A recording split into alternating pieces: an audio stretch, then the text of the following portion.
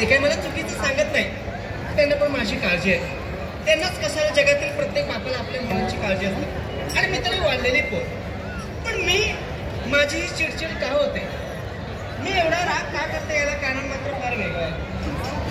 आणि म्हणूनच आज जे काही मी वर्तन माझ्या पिताजींसमोर केलं, मला त्याचा पश्चाताप होतोयच का. पण एवढं सगळं होऊन सुद्धा बाबांची नजर चुकविली आणि इथं मी कशासाठी आले यालाही फार कारण आहे. आणि ते कारण फक्त मला आणि मलाच माहिती आहे. आणि मला खात्री आहे आज त्या गोष्टीचा सोक्षमोक्ष लागणार. पण खरं सांगू का, जोपर्यंत या ठिकाणी मी येत नाही, काही क्षण का दिवसातील काही क्षण या वातावरणात घालवत नाही, तोपर्यंत माझ्या मनाचं कधी समाधान होत नाही.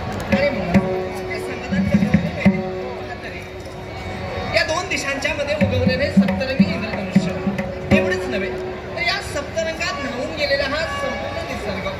आणि या निसर्गात जोपर्यंत माझं मन हलकं होत नाही, माझ्या मनाला झालेला आनंद जोपर्यंत मावळत नाही, तोपर्यंत इथून जायचंच नाही. आणि एवढंच नव्हे, या सप्तरंगात चहूबाजूचं निरीक्षण केलं, शब्द एक पडू लागला.